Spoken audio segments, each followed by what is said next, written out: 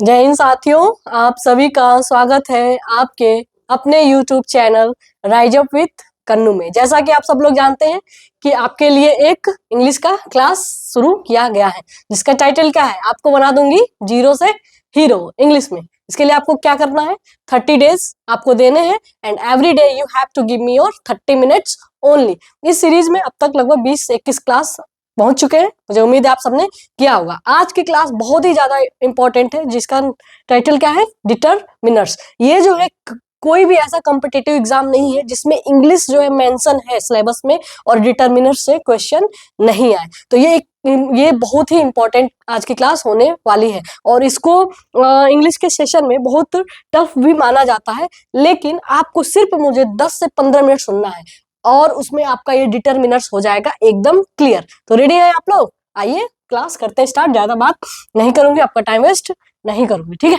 आइए समझते हैं क्या है डिटरमिनर्स। अच्छा, डिटरमिनर्स समझने से पहले थोड़ा सा कल वाली क्लास को मैं बता दूं कि कल वाली क्लास में हमने क्या देखा था कि हम स्पोकन की प्रैक्टिस कर रहे थे। याद है ना आप लोग को? किसकी प्रैक्टिस कर रहे थे? स्पोकन की। स्पोकन की प्रैक्टिस करते समय हमने देखा कि इंग्लिश का जो स्ट्रक्चर बनता है ना, बस 5 मिनट लूंगी, मैं रिकॉल करा दूं क्योंकि उसके आगे की ही ये क्लास है ना। तो इंग्लिश में जब हम स्ट्रक्चर बना रहे थे तो हमने क्या देखा हुआ था कि अपना एक फार्मूला है क्या, SVO, है ना। SVO आपको हमेशा क्या करना है, याद रखना है। मतलब SVO का क्या था, मतलब कि सब्जेक्ट होता है, फिर अपना उसके बाद हम वर्ब लगा देते हैं और उसके बाद हम इंग्लिश लिखते समय क्या लगा देते हैं, ऑब्जेक्ट लगा देते हैं और फिर एटसेट्रा लगा देते हैं। जैसे कि एग्जाम्पल में लिखा था मैंने कि बॉय द, मान लीजिए ऐसे है कि द बॉय होगा वैसे, लेकिन अभी अभी समझिए आप, बॉय इज कमिंग, ठीक है, बॉय इज कमिंग, है ना, लड़का आ रहा है, ठीक है। तो यहाँ पे जो डिटरमिनर्स क्या होता है ना, जैसे कल आप परेशान थे, जैसे मैं बता रही कि he is a doctor, he is a doctor, कल मैं ये प्रैक्टिस करा रही थी। तो उसके आगे पीछे क्या लगेगा आज हम ये जानेंगे, क्योंकि उसको अच्छे से बोलने के लिए। तो वहां आज हम क्या सीखेंगे कि he is he is a doctor, तो अ लगेगा कि एन लगेगा कि द लगेगा कि मेनी लगेगा, क्या लगेगा, ये हम सब आज सीखेंगे। तो इसको और अगर अच्छे से लिखना है, जैसे मान लीजिए कि ज्यादा लड़के आ रहे हैं, तो आप क्या बोल सकते हैं कि मेनी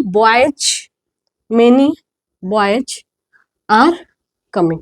क्या लिखोगे आप, मेनी बॉयज आर कमिंग, ठीक है।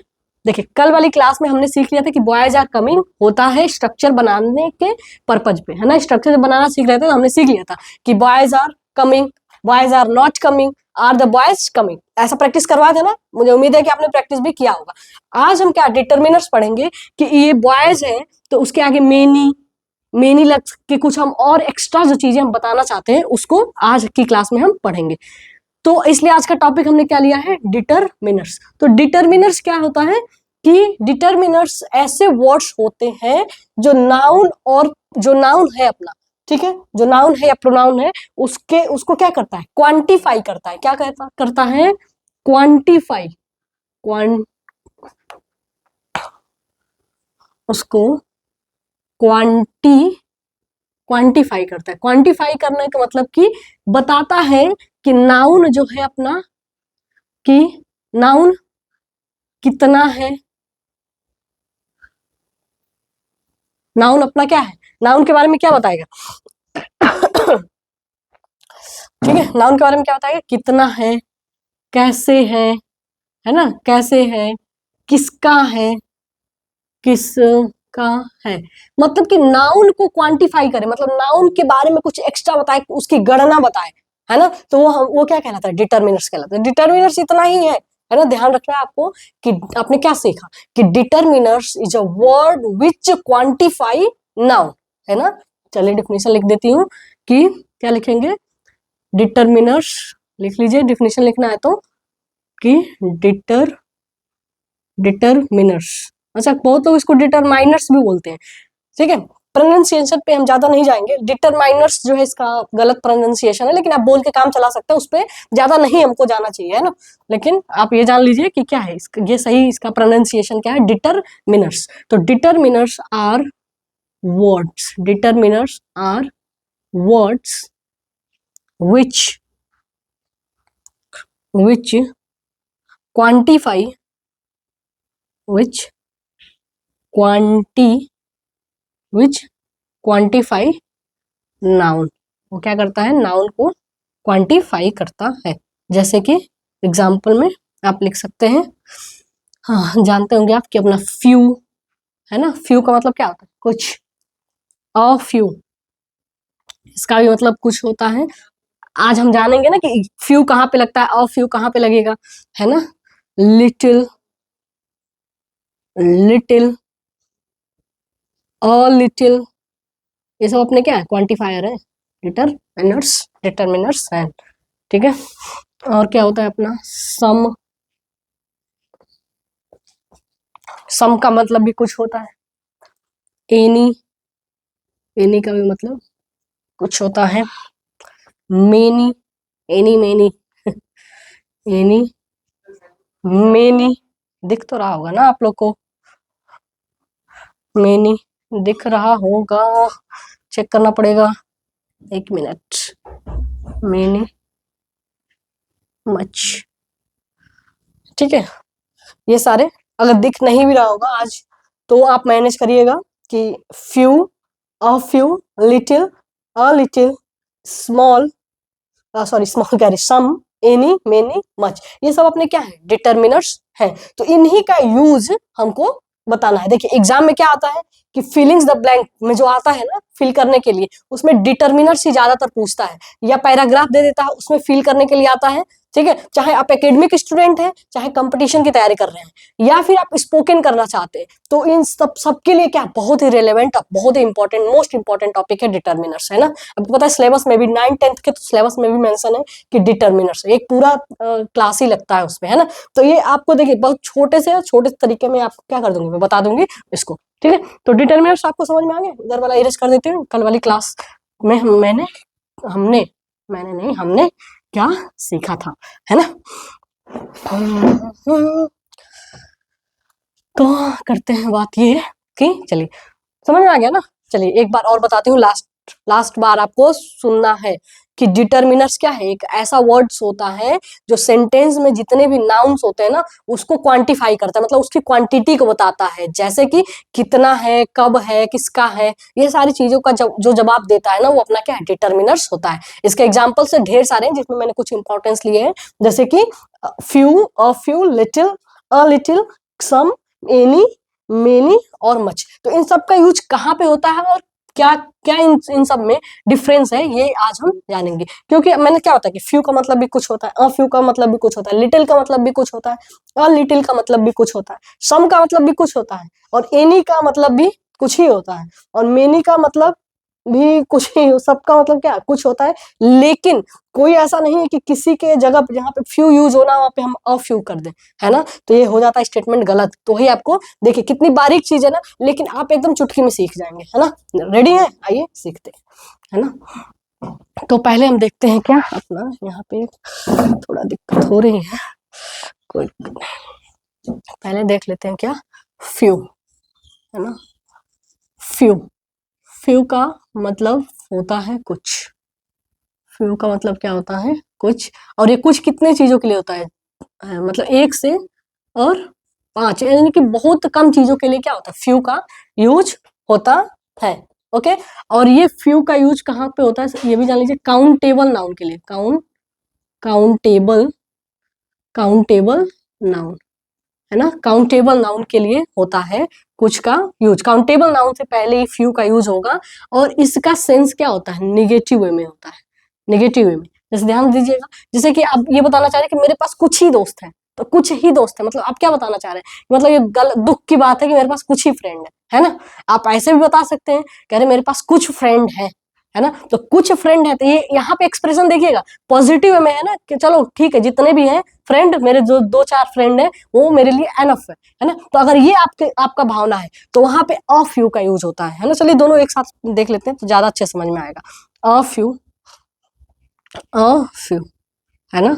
इसका भी मतलब क्या होता है, कुछ होता है, और ये भी अपना किसके लिए यूज होता है, काउंटेबल नाउन के लिए ही होता है।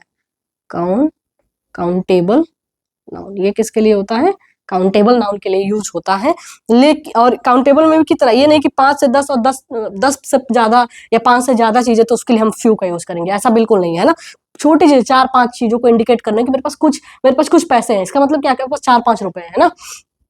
तो यहाँ पर लेकिन इसका सेंस क्या होता है, पॉजिटिव सेंस में होता है ना। अब देखिए यहाँ पे लिखने से पॉजिटिव नेगेटिव नहीं समझ आता, आपकी भावना है क्योंकि स्पोकन है ना, या स्टेटमेंट में आप अगला पढ़ते हैं, अगला लाइन पढ़ते हैं तो उसमें पता चलता है कि पॉजिटिव वे में कुछ यूज करना है कि नेगेटिव वे में करना है ना। तो अगर नेगेटिव वे में करना है तो फ्यू का यूज होता है ना। तो जैसे कि मान लो आपको बताना है कि मेरे पास कुछ ही फ्रेंड है ना, मेरे पास कुछ ही फ्रेंड है, मेरे पास कुछ ही फ्रेंड मतलब दोस्त है, मित्र है, दोस्त है। तो यहाँ पे क्या हो जाएगा, I have few friend, I have few friends, ठीक है। और यहीं पे देखिए अब फ्रेंड्स क्या है, अपना जो नाउन है ये काउंटेबल है ना, काउंट कर सकते हैं, तो इसलिए यहाँ पे फ्यू का यूज हुआ है, ओके। और यही आपको बताना है कि मेरे पास कुछ दोस्त हैं, ये बताना कुछ दोस्त हैं जो हमेशा मेरे साथ क्या है, जब भी लड़ाई झगड़ा होता है हमेशा मेरे साथ खड़े रहते हैं, चाहे कुछ भी है, बोलते हैं ना, चाहे जो भी हो जाए ये तो मेरा है ना। तो वो वाला सिस्टम है अगर अपना, तो क्या हो जाएगा, मेरे पास कुछ दोस्त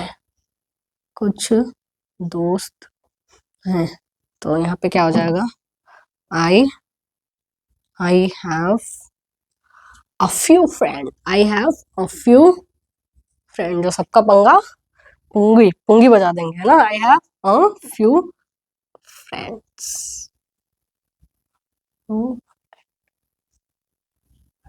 समझ में आया इन दोनों में क्या अंतर है, ठीक है,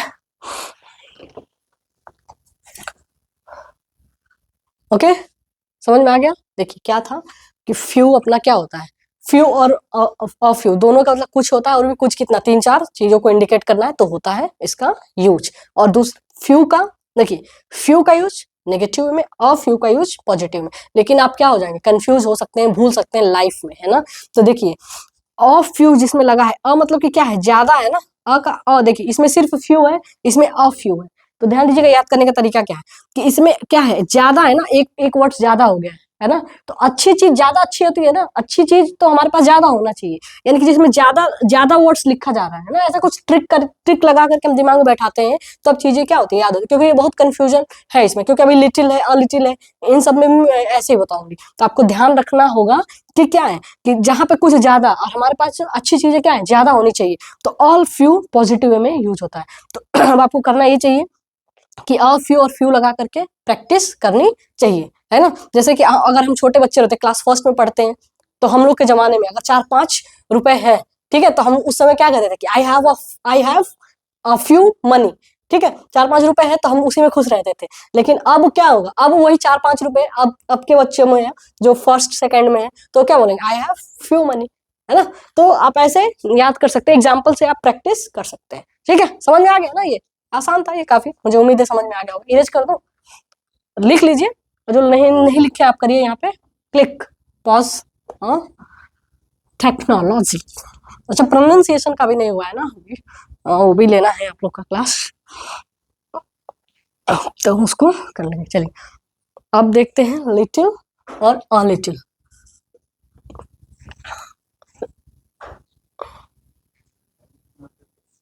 लिटिल और a little, a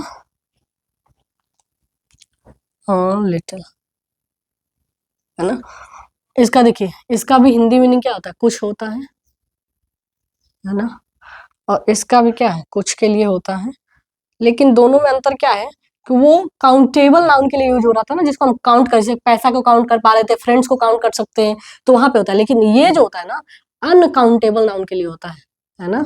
uncountable uncountable noun का मतलब क्या होता है कि जिसको हम काउंट नहीं कर सकते, जैसे कि मिल्क, है ना, मिल्क है, टी है, वाटर है, तो इन सबको हम काउंट नहीं कर सकते, है ना।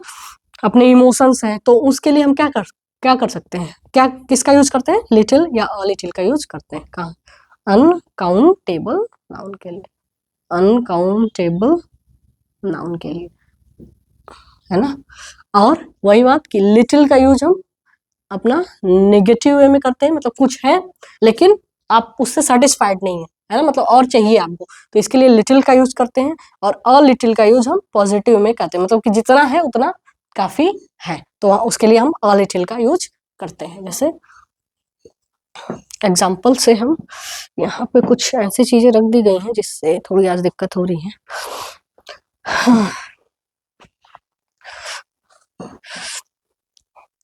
तो आप क्या कर सकते हैं, लिखिए, कुछ सोचिए इसका।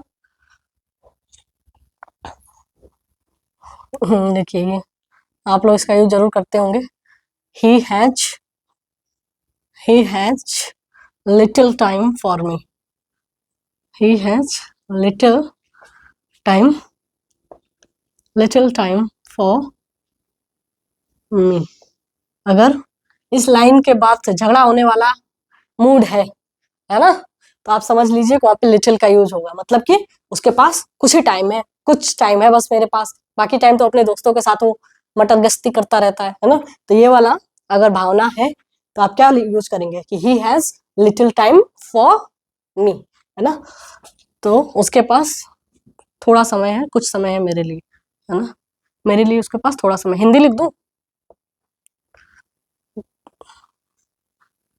उसके पास थोड़ा समय, उसके पास थोड़ा या कुछ, उसके पास कुछ समय है, कुछ ही समय है कुछ ही समय है मेरे लिए, है ना। और यही भावना है कि उसके पास कुछ तो समय है, ये वाला है।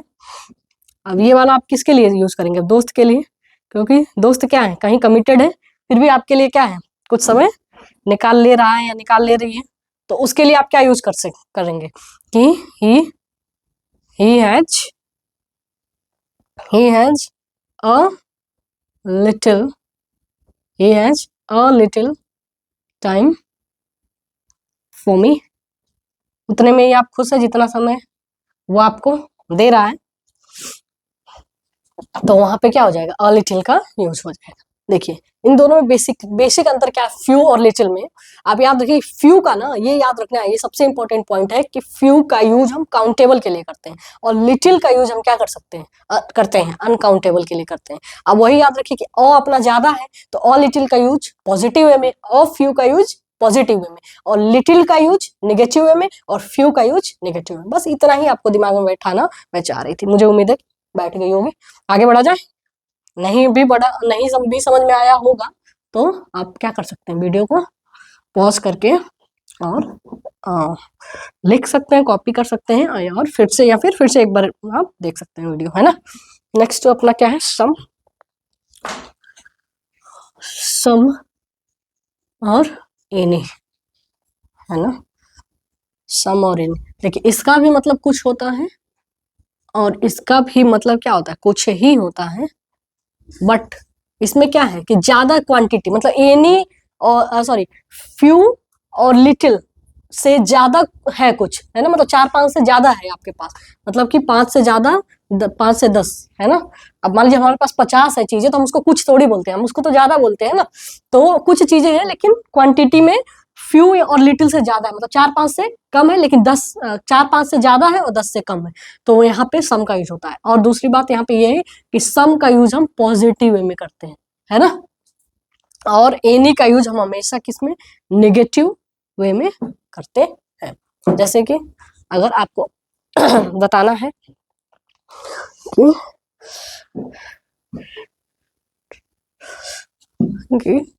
सी नीड्स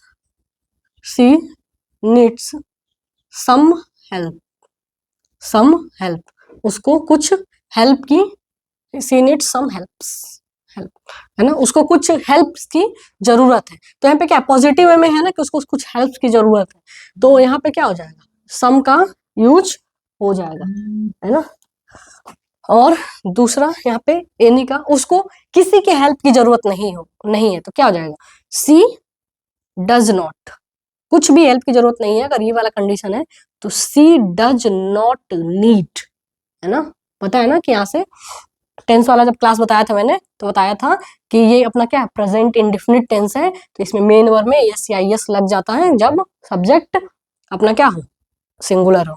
और अगर निगेटिव बनाते हैं तो हेल्पिंग वर्ब डू या डज का यूज करते हैं। तो she does not need any help, उसको कुछ भी हेल्प की जरूरत नहीं है। तो जब आप गुस्से में रहते हैं तो आप क्या बोल सकते हैं कि I do not need your, I do not need your help. अब इसके बाद और क्या बोल सकते हैं, I do not need any help. अब उस समय ये बोलेंगे ना, मुझे आप कुछ भी हेल्प की जरूरत नहीं है ना। और अगर मान लीजिए कि जरूरत है, अपना काम निकलवाना है, तो क्या बोलेंगे कि आई नीड सम हेल्प। समझ में आया। तो ये दोनों में क्या है, अंतर है। नेक्स्ट समझ में आ गया होगा ना आपको। नेक्स्ट समझ ले, मेनी और मच।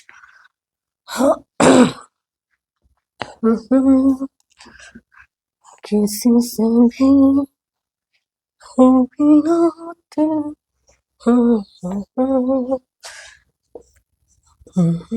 मेनी और मच, ठीक है। देखिए मेनी का यूज अपना वही कितना या कितना के लिए होता है, कितना के लिए होता है। और दूसरा ये क्या होता है, काउंटेबल के लिए होता है। काउंटेबल, ये काउंटेबल नाउन के लिए होता है। और तीसरी पॉइंट क्या है कि ये पॉजिटिव वे में होता है ना। ओके, वैसे मैं पूछूं आपसे कि how many friends, how many friends